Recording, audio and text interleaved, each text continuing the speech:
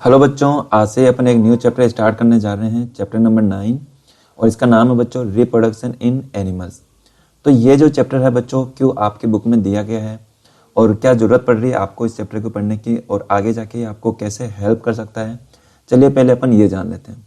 तो आपने previous class के अंदर बच्चों ये जाना होगा कि कैसे डाइजेस्टिव सिस्टम वर्क करता है, जिसके अंदर कैसे एक जो कॉम्प्लेक्स फूड था, वो जो फूड जिसका साइज़ थोड़ा लार्ज था, वो लार्ज साइज़ का फूड कैसे डाइजेस्टिव सिस्टम के अंदर डिफरेंट ऑर्गन मिलकर उस फूड को छोटे छोटे पार्ट्स में उसको कन्वर्ट किया था उसको, ठीक है। अब ये जब फूड छोटे छोटे पार्ट्स में कन्वर्ट हो गया था, तो कन्वर्ट होने के बाद में फिर ये आपके मिक्स हो रहा था ब्लड के अंदर। और जैसे ब्लड का यहाँ पर रोल आता है, तो अब आपका वर्क आता है यहाँ पे सर्कुलेटरी सिस्टम का।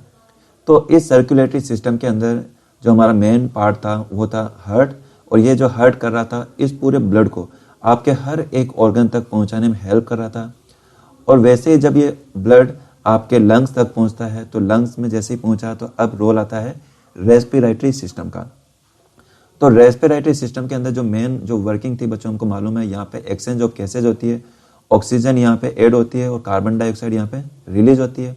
तो जब ये ऑक्सीजन आपके नोज और माउथ के थ्रू होते हुए आपके लंग्स तक पहुंचती है, तो यहाँ पर लंग्स में पहुंचने के बाद में ये जो ऑक्सीजन होती है बच्चों, ये ऐड हो जाती है आपके ब्लड के अंदर।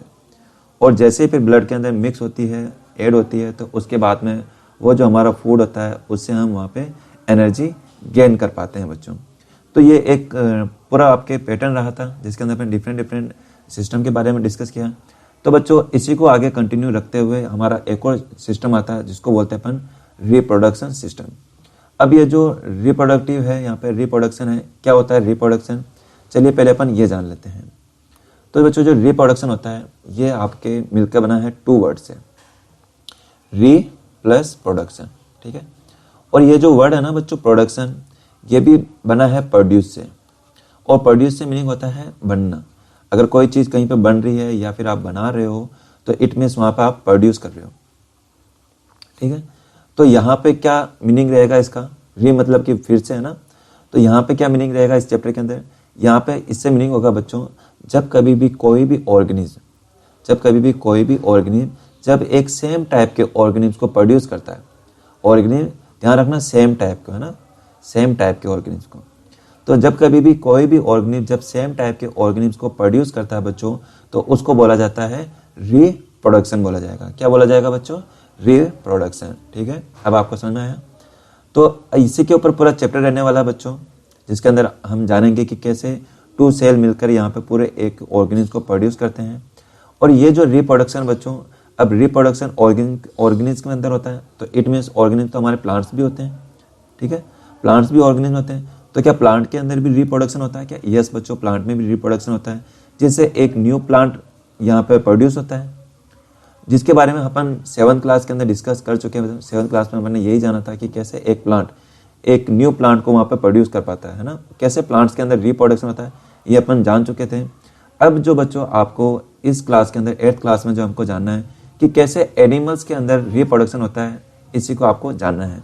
तो इसी के ऊपर पूरा चैप्टर रहने वाला बच्चों, जिसके अंदर आज के इस लेक्चर के अंदर हम जो टॉपिक कवर करेंगे, देखेंगे mode of reproduction, sexual reproduction, asexual reproduction क्या होता है, और मेल रिप्रोडक्टिव ऑर्गन कौन कौन से होते हैं, इसमें कौन कौन से मेन पार्ट होते हैं, स्पर्म क्या होता है, ये कहाँ से प्रोड्यूस होता है, फीमेल रिप्रोडक्टिव ऑर्गन कौन कौन से होते हैं, इनके मेन पार्ट कौन कौन से होते हैं, ओवा क्या होता है, एग क्या होता है, और सबसे जो लार्जेस्ट एग है क्या ओस्ट्रिच होता है, इसी के बारे में हम जानेंगे। आज के लेक्चर में अपन यही डिस्कस करेंगे, ठीक है। तो चलिए अपन तो सबसे फर्स्ट टॉपिक से अपन स्टार्ट करते हैं, मोड ऑफ रिप्रोडक्शन। तो मोड ऑफ रिप्रोडक्शन से मीनिंग है कि बच्चों कितनी तरह से रिप्रोडक्शन हो सकता है किसी भी ऑर्गेनिज्म के अंदर, तो कौन कौन से टाइप के होते हैं रिप्रोडक्शन से, ये आप समझ सकते हो। तो बच्चों मेजरली 2 टाइप के होते हैं reproduction, A mode of reproduction, एक होता है सेक्सुअल रिप्रोडक्शन और एक होता है एसेक्सुअल रिप्रोडक्शन।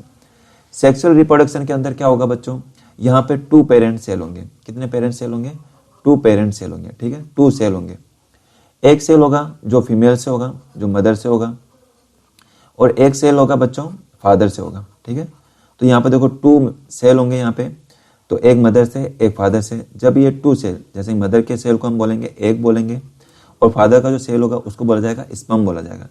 तो जब ये स्पर्म और ये जब एक दूसरे से मिलते हैं, तो वहाँ पे मिलकर बनाते हैं जायगोट, और जायगोट से बनता है एम्ब्रियो, फिर वो आपके ऑर्गेनिज्म में कन्वर्ट हो जाता है बच्चों, ठीक है।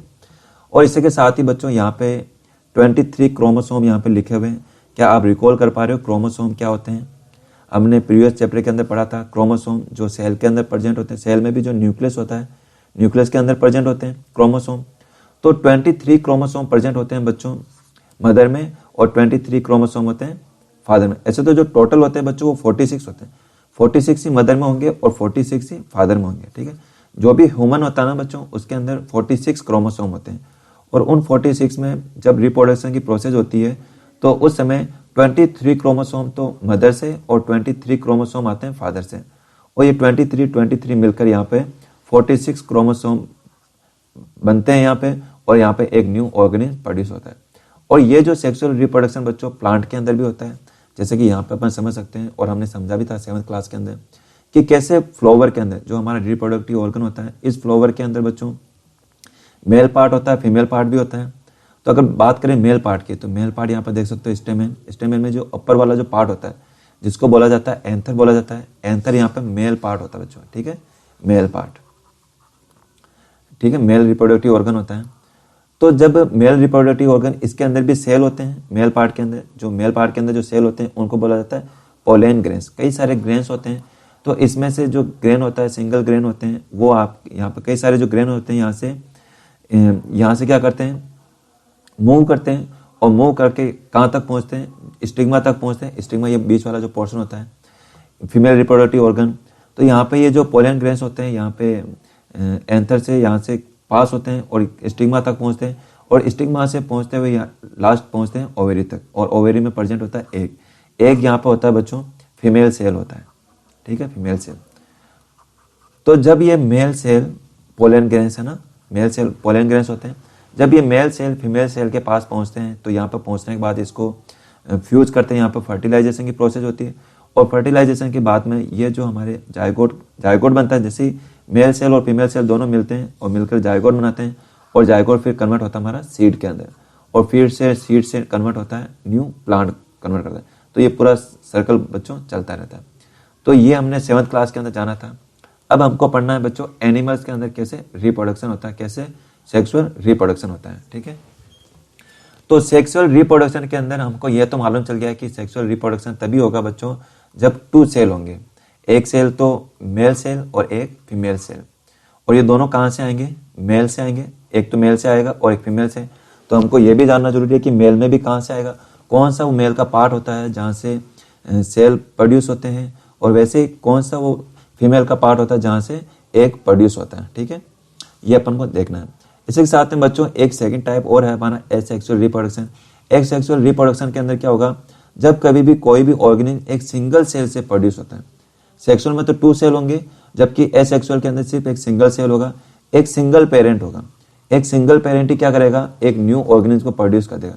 वैसे जैसे कि यहाँ पर आप देख सकते हो अमीबा के अंदर, देखो जो अमीबा हमको मालूम है एक सिंगल सेल होता है, और ये सिंगल सेल होने के बावजूद भी एक न्यू ऑर्गेनिज्म को प्रोड्यूस करता है। देखो कैसे ये सेल पहले न्यूक्लियस यहाँ पे डिवाइड होता है, और डिवाइड होने के बाद में फिर ये 2 डॉटर सेल में कन्वर्ट हो जाता है। तो यहाँ पे देखो एक ही सेल से यहाँ पे 2 सेल बन गए, यहाँ पे 2 ऑर्गेनिज्म बन गए, 2 ऑर्गेनिज्म बन रहे हैं। तो यहाँ पे क्या हो रहा है, न्यू ऑर्गेनिज्म बन रहे हैं, इट मीन्स यहाँ पे क्या हो रहा है, रिप्रोडक्शन हो रहा है, ठीक है।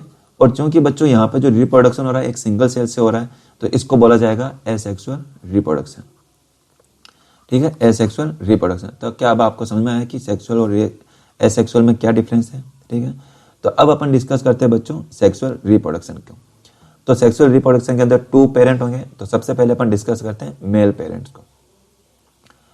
तो मेल पेरेंट की अगर बात की जाए बच्चों, तो हम देखेंगे कि मेल पेरेंट में कौन कौन से मेल रिप्रोडक्टिव ऑर्गन होते हैं, उनके बारे में अपन जान लेते हैं। तो सबसे पहला टॉपिक आता है बच्चों मेल रिप्रोडक्टिव ऑर्गन। तो मेल रिप्रोडक्टिव ऑर्गन के अंदर बच्चों जो मेन जो पार्ट होते हैं वो कौन कौन से होते हैं। एक तो होते हैं pair of testis. Pair of testis कौन कौन से, देखो यहाँ पर आप देख सकते हो इमेज में इजीली, ये है टेस्टिस बच्चों, ये आपको दिखाई दे रहा है यहाँ पर राउंड शेप में, ये टेस्टिस है बच्चों। और टेस्टिस यहाँ पर प्लूरल है वर्ड, ठीक है। जब अगर अपन सिंगल टेस्टिस की बात करेंगे बच्चों, जब सिंगल की बात की जाएगी तो तब उसको बोला जाएगा टेस्टिस, उसकी स्पेलिंग ये होती है ना टेस्टिस, ठीक है। लेकिन अगर अपन मोर देन 2 की बात करें, 2 और मोर देन 2 की, तो उसको बोला जाएगा टेस्टिस, ठीक है। ये ध्यान रखना यहाँ पे, ये टेस्टिस यहाँ पे प्लूरल है और इसका सिंगुलर क्या होता है टेस्टिस। तो मेल रिप्रोडक्टिव ऑर्गन में कौन कौन से मेन पार्ट होते हैं? पेयर ऑफ टेस्टिस होते हैं। देखो आप यहाँ पर 2 पेयर देख सकते हो, 1 पेयर तो 1 तो ये रहा और 1 ये 2 मिलकर एक पेयर बनाते हैं और इनको क्या बोला जाएगा? टेस्टिस बोला जाएगा। और क्या होता है इसके अंदर? स्पर्म डक्ट, 2 स्पर्म डक्ट होती है। तो स्पर्म डक्ट ये हो सकती है, देखो ये रिडक्ट, ठीक है, ये जो दिखाई दे रही है आपको इसको डक्ट बोला जाएगा। यहाँ पे स्पर्म नहीं है, स्पर्म पूरा यहाँ पे स्पर्म डक्ट है, ठीक है, स्पर्म डक्ट, ये यहाँ पे स्पर्म डक्ट है। डक्ट से मीनिंग समझ सकते हो बच्चों, डक्ट वर्ड जो वर्ड होता है ना, जैसे यहाँ पे लिखा हुआ डक्ट, डक्ट से मीनिंग है बच्चों एक बहुत ही स्मॉल, मतलब कि बहुत ही थिन एक पाइप होती है, स्मॉल पाइप, थिन पाइप है ना, थिन पाइप लाइक स्ट्रक्चर होती है जिसमें से कुछ फ्लो कर सके, कुछ मूव कर सके, उसी को डक्ट बोला जाएगा, ठीक है, DUCT डक्ट। तो यहाँ पर देख सकते हो यहाँ पर 2 डक्ट है, एक डक्ट तो ये जो और यहाँ पे टेस्टिस से होती हुई यहाँ पे देखो, ठीक है, एक डक्ट तो ये रही और सेकंड डक्ट ये है यहाँ पे।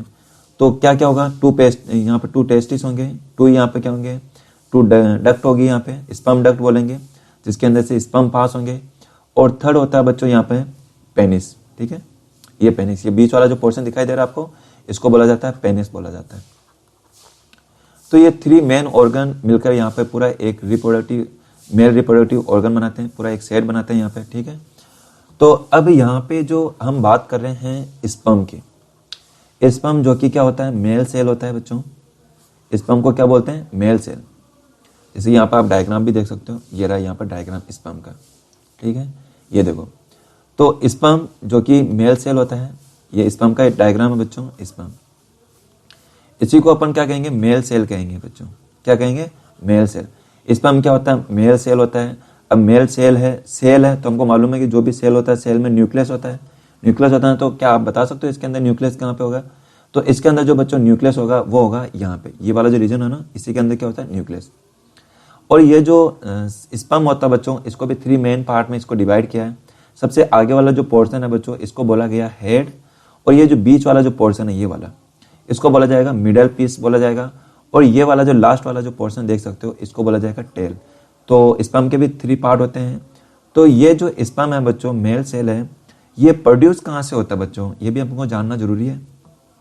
तो ये प्रोड्यूस होता है बच्चों टेस्टिस से। तो इनको प्रोड्यूस करने में जो मेन जो वर्क करेंगे, उनका मेन जो रोल होगा वो टेस्टिस का रोल होगा बच्चों। यहाँ पे ये जो टेस्टिस है ना, ये टेस्टिस, ये पेयर ऑफ टेस्टिस, यही 2 टेस्टिस होते हैं जो स्पर्म को प्रोड्यूस करते हैं। अब ऐसा नहीं है कि एक टेस्टिस से प्रोड्यूस होगा, नहीं, दोनों टेस्टिस से यहाँ पे स्पर्म प्रोड्यूस होते हैं। और ये स्पर्म प्रोड्यूस होते हैं, स्पर्म प्रोड्यूस होने के बाद में ये स्पर्म डक्ट के थ्रू, ठीक है, स्पर्म डक्ट के थ्रू यहाँ से पास होते हुए ये पेनिस के थ्रू आगे तक पहुंचेंगे। ये कहाँ तक पहुंचेंगे बच्चों, अभी अपन आगे डिस्कस करेंगे, ठीक है। तो ये जो बच्चों स्पर्म की बात की जा रही है यहाँ पे, तो ऐसा नहीं है कि स्पर्म का साइज इतना बड़ा होता है, नहीं बच्चों, स्पर्म का साइज इतना बड़ा नहीं होता है। अभी आपको भले ही यहाँ पे इतना लार्ज साइज आपको दिखाई दे रहा है, बट ऐसा नहीं होता है। हमको मालूम है कि जो सेल, स्पर्म एक सेल है, तो सेल का साइज ऐसे ही बहुत स्मॉल होता है, जिसको नेक्ड आइज से अपन इजीली नहीं देख सकते अपन, ठीक है। तो इसको जब फिर अपन कैसे देख सकते हैं? तो जब बच्चों स्पर्म को भी जब माइक्रोस्कोप से देखा जाता है, जो माइक्रोस्कोप से अपन देखते हैं, तो यहाँ पे देखो इतना स्मॉल साइज होता है। देखो यहाँ पे देख सकते हो आप, ये जितने भी आपको दिखाई दे रहे हैं ना, ये सारे स्पर्म है। जैसे अपन किसी एक को लेते हैं, देखो इसको देखो आप ध्यान से, ठीक है, कलर अपन चेंज कर लेते हैं। तो अगर यहाँ पर अगर आप ध्यान से देखो, ये वाला, ये देखो ये स्पर्म है, यहाँ पे देखो ऐसा कई सारे स्पर्म है। तो यहाँ पे देख सकते हो, यहाँ पे बीच वाला, आगे वाला हेड वाला रीजन हो गया, ये बीच वाला मिडल पोर्शन हो जाएगा, ठीक है, क्या आप देख पा रहे हो? तो ऐसे सेल देखो, कई सारे सेल है, कई सारे स्पर्म सेल है ना, ठीक है। तो ये भी क्या होता है बच्चों, जब यहाँ पे रिप्रोडक्शन जब हो रहा होता है, उस समय भी क्या होता है, कई सारे मिलियंस ऑफ सेल्स होते हैं बच्चों। यहाँ पे होता है ना टेस्टिस के अंदर भी क्या होता है बच्चों, ऐसा नहीं कि यहाँ पे एक सिंगल सेल होता है, सिंगल स्पर्म सेल होता है, नहीं बच्चों, यहाँ पे मिलियंस में होते हैं बच्चों, 10 लाख, करीबन लाखों में यहाँ पे सेल होते हैं। किसके अंदर? टेस्टिस के अंदर यहाँ पे, ठीक है, स्पर्म सेल होते हैं। तो वो फिर आगे के वो मूव करते हैं, और मूव करने के बाद में आगे कहाँ तक पहुँचते हैं अपन आगे डिस्कस करेंगे, ठीक है। तो इस टॉपिक के अंदर आपको क्या क्या ध्यान रखना है बच्चों? पहले आपको ये ध्यान रखना है मेल रिप्रोडक्टिव ऑर्गन के अंदर कौन कौन से मेन पार्ट होते हैं। एक तो होता है पेयर ऑफ टेस्टिस होते हैं, सेकंड होता है स्पर्म डक्ट होती है, थर्ड होता है पेनिस होता है। और इसी के साथ में जो स्पर्म जो होते हैं, मेल सेल होते हैं, ये कहाँ से प्रोड्यूस होते हैं बच्चों? ये होते हैं टेस्टिस से प्रोड्यूस होते हैं, ठीक है। टेस्टिस से प्रोड्यूस होने के बाद में स्पर्म डक्ट के थ्रू यहाँ पेनिस से पास होते हैं, पेनिस से यहाँ से रिलीज होते हैं। अब इसके बाद में बच्चों अपने ये तो जान लिया कि क्या होता है। और बच्चों यहाँ पे जो पहली में यहाँ पे कंफ्यूज हो रही है बच्चों, ये कंफ्यूज हो रही है स्पर्म को लेकर। स्पर्म के शेप को लेकर कंफ्यूज हो रही है। ये देखती है कि यहाँ पीछे क्या है, यहाँ पर टेल लाइक इसकी स्ट्रक्चर है। तो ये अब सोच रही है what purpose does the tail in sperm serve, कि ये जो स्पर्म के अंदर जो टेल होती है ये क्या वर्क करती है, क्या रोल है इसका बच्चों। तो इसी के बारे में पेनिस, ये जो हमारी पहेली है, ये कंफ्यूज हो रही है। तो चलिए पहेली का ये कंफ्यूजन अपन दूर करते हैं। तो बच्चों इसका जो रीजन होता है बच्चों, यहाँ पे ये जो टेल होती है ये वर्क करती है, ये हेल्प करती है इस सेल को आगे मूव करने में। क्योंकि बच्चों यहाँ पे जो देखो यहाँ पे ये जो यहाँ पे इमेज दिखाई गई है बच्चों टेस्टिस के, क्योंकि सेल तो यहीं पे होते हैं, ठीक है ना। जो स्पर्म सेल होंगे वो तो यहीं पे होंगे। तो अब स्पर्म सेल को यहाँ से मूव करके यहाँ स्पर्म डक्ट से होते हुए यहाँ पेनिस के थ्रू होते हुए आगे तक एग तक पहुँचना होगा।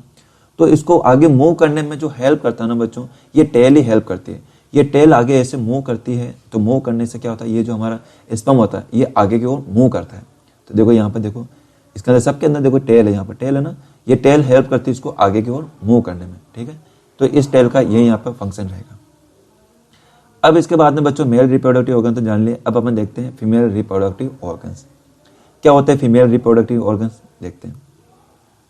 तो बच्चों फीमेल रिप्रोडक्टिव ऑर्गन के अंदर क्या होता है, जैसे मेल रिप्रोडक्टिव ऑर्गन के अंदर स्पर्म प्रोड्यूस हो रहे थे, किससे, टेस्टिस से प्रोड्यूस हो रहे थे, इसी टाइप के से फीमेल रिप्रोडक्टिव ऑर्गन के अंदर भी क्या होंगे, पेयर ऑफ ओवेरीज होंगे। जैसे वहाँ पे पेयर ऑफ टेस्टिस था ना बच्चों, यहाँ पे भी पेयर ऑफ ओवेरीज होते हैं। देखो यहाँ पर ओवेरी देख सकते हो, एक ओवेरी ये रही, एक ओवेरी ये रही, 2 ओवेरी होती है बच्चों। यहाँ पे भी देख सकते हो, यहाँ पर और अच्छी इमेज दे रखी है। तो यहाँ पे 2 ओवेरी है, ये दोनों ओवेरी मिलकर यहाँ पे पेयर बनाते हैं ओवेरी का। तो एक तो मेन पार्ट ये हो गए। सेकंड पार्ट होता है बच्चों ओविडक्ट। ओविडक्ट ये रही ओविडक्ट, ये वाली है ना, इसको बोला जाएगा ओविडक्ट। ये दिख रही है आपको, इसको ओविडक्ट बोला जाएगा। यहाँ पे भी देख सकते हो ये रही ओविडक्ट, ठीक है। और जैसे वहाँ पे स्पर्म डक्ट थी ना बच्चों, ऐसे यहाँ पर ओविडक्ट होती है। थर्ड यहाँ पे बच्चों पार्ट होता है, यहाँ पे होती है यूटेरस। क्या होगा, यूटेरस। तो यूटेरस ये वाला पोर्शन बच्चों, ये वाला बीच वाला जो पोर्शन दिखाई दे रहा है, इसको बोला जाएगा यूटेरस बोला जाएगा, ठीक है, यूटेरस। यहाँ पे भी देख सकते हो बच्चों, ये रहा यूटेरस, ये वाला बीच वाला जो पोर्शन है इसको बोला जाता है यूटेरस, इसको बोला जाएगा। तो इनका क्या रोल रहता है बच्चों, चलो अपन ये समझते हैं। सबसे पहले बात की जाए बच्चों ओवेरी का, तो ओवेरी का क्या रोल रहेगा। हमको मालूम है कि बच्चों जो सेक्सुअल रिप्रोडक्शन, इसमें 2 सेल होते हैं, एक तो मेल सेल, एक फीमेल सेल। मेल सेल के बारे में जान लिया, अब बात आती है फीमेल सेल की। फीमेल सेल है ना, और फीमेल सेल को बच्चों बोला जाएगा यहाँ पे ओवा बोल सकते हो आप, या फिर आप बोल सकते हो एग। तो ये जो एग होते हैं ये कहाँ से प्रोड्यूस होते हैं बच्चों, ये प्रोड्यूस होते हैं ओवेरी से। जो ओवेरी होती है बच्चों, यहाँ पे ये वर्क करती है एग को प्रोड्यूस करने में। ये वाला जो पोर्शन है बच्चों, यहीं पे क्या होगा, एग प्रोड्यूस होगा। अब यहाँ से एग प्रोड्यूस होगा। अब ये जो एग प्रोड्यूस होता है, एग प्रोड्यूस होने के बाद में ये फेलोपियन ट्यूब के थ्रू, यानी कि ओविडक्ट, ओविडक्ट को फेलोपियन ट्यूब भी बोला जाता है बच्चों। इस ओविडक्ट से यहाँ पे पास होते हुए ये पहुंचेगा आपके यूटेरस तक पहुंचेगा। तो अब ये जो सेल निकलता है बच्चों, क्या ये एवरी टाइम निकलता है, क्या हर टाइम यहाँ पे सेल निकल रहा होता है क्या, नहीं बच्चों, ऐसा नहीं है। जो भी यहाँ पे एग प्रोड्यूस होता है बच्चों, ये यहाँ पे जो रिलीज होता है, ये रिलीज होता है एवरी मंथ, रिलीज होता है एवरी मंथ। गर्ल्स वगैरह के अंदर होता है बच्चों, ये फीमेल वगैरह के अंदर। तो जो गर्ल्स वगैरह जो होती है, फीमेल वगैरह जो होते हैं, वहाँ पे एवरी मंथ यहाँ पे क्या प्रोड्यूस होगा, एग प्रोड्यूस होगा, यानी कि नियर अबाउट 28 डेज में, 28 डेज में है, हर 28 डेज में यहाँ पे एग प्रोड्यूस होता है। और एक यहाँ पे प्रोड्यूस होने के बाद में फेलोपियन ट्यूब के थ्रू यहाँ पे यूटेरस तक यहाँ पे पहुँचता है यहाँ पे, ठीक है। अब ये जो एग होते हैं बच्चों, ये कब से स्टार्ट होता है, क्या कोई भी जो बेबी होता है, जो गर्ल होती है, वो जैसे वो बॉर्न होती है, क्या तब से स्टार्ट हो जाता है कि यहाँ पे एग रिलीज होना, नहीं बच्चों, ऐसा नहीं है। जो गर्ल्स वगैरह होती है बच्चों, जैसे चाहे गर्ल्स की बात की जाए, चाहे फिर मेल की बात की जाए, तो गर्ल और मेल बॉयज़ के अंदर बच्चों एक एज आती है, चाहे बच्चों बात की जाए गर्ल्स की, चाहे फिर बात की जाए बॉयज़ की। तो जो बच्चों इसके अंदर एक एज आती है जिसको बोला जाता है प्यूबर्टी एज। क्या बोला जाएगा, प्यूबर्टी एज।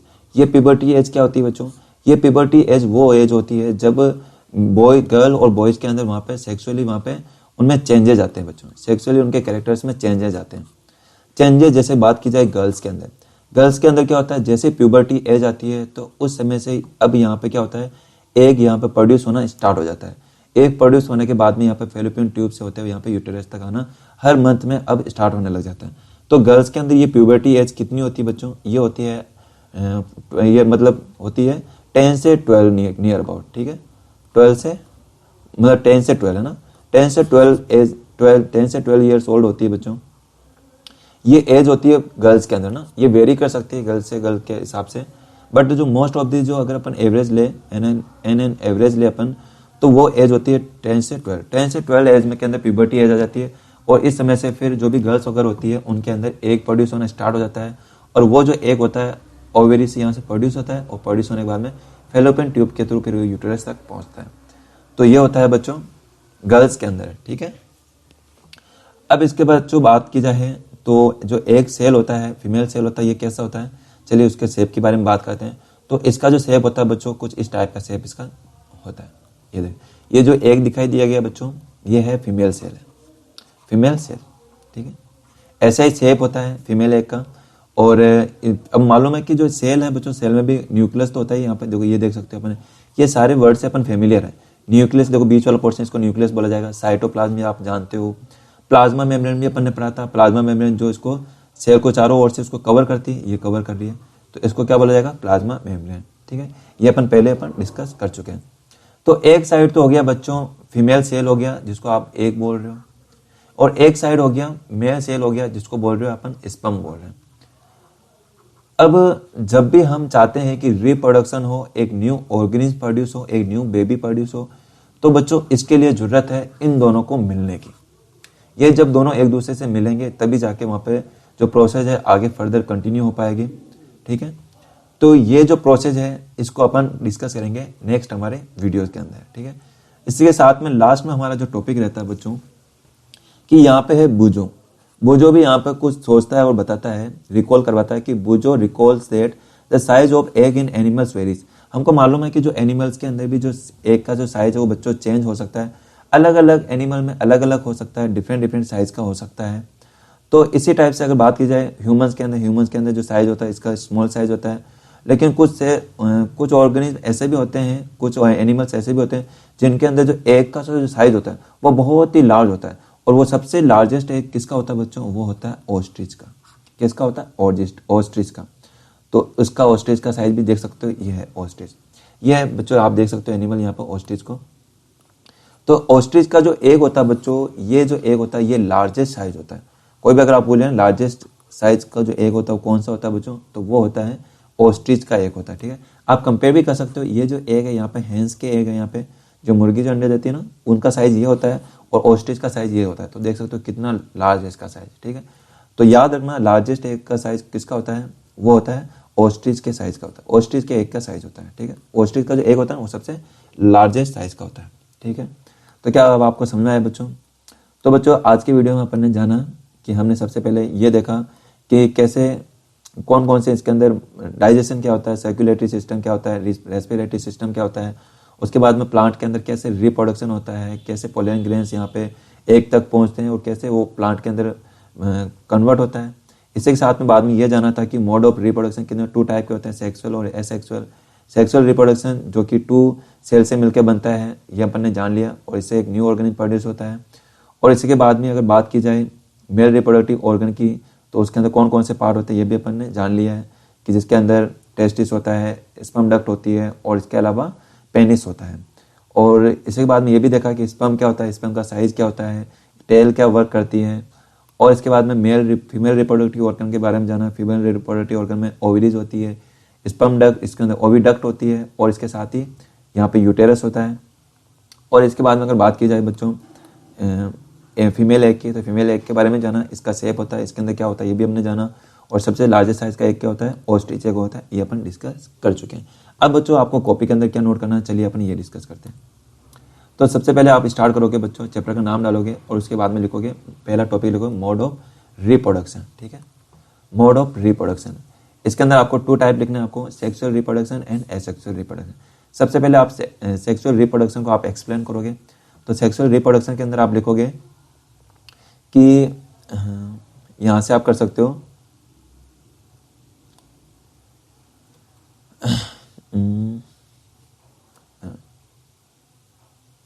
ये type of reproduction beginning from the fusion of male and female gametes is called sexual reproduction. जो मेल और फीमेल गैमेट्स से मिलकर जो रिप्रोडक्शन होता है उसको बोला जाता है सेक्सुअल रिप्रोडक्शन। बच्चों यहाँ पे जो वर्ड है ना गैमेट्स, ध्यान रखना, गैमेट्स सेल को ही बोलते अपन है ना, गैमेट्स, चाहे सेल बोला चाहे गैमेट बोलो आप, सेम बात है यहाँ पे, ठीक है। गैमेट्स और सेल यहाँ पर सेम है यहाँ पे, ठीक है। चलिए इसके बाद में देखो आगे, इसके बाद में आप क्या डिस्कस करोगे। अच्छा, ये सेक्सुअल रिप्रोडक्शन किस किस के अंदर होता है, इसका एग्जांपल भी दे रखे, देखो ये किसके अंदर होता है, ह्यूमन के अंदर होता है ना, ह्यूमन के अंदर, एनिमल के अंदर भी होते हैं। इसके बाद में देखो आगे, इसके बाद में आप करोगे मेल रिप्रोडक्टिव ऑर्गन, ये करोगे मेल रिप्रोडक्टिव ऑर्गन।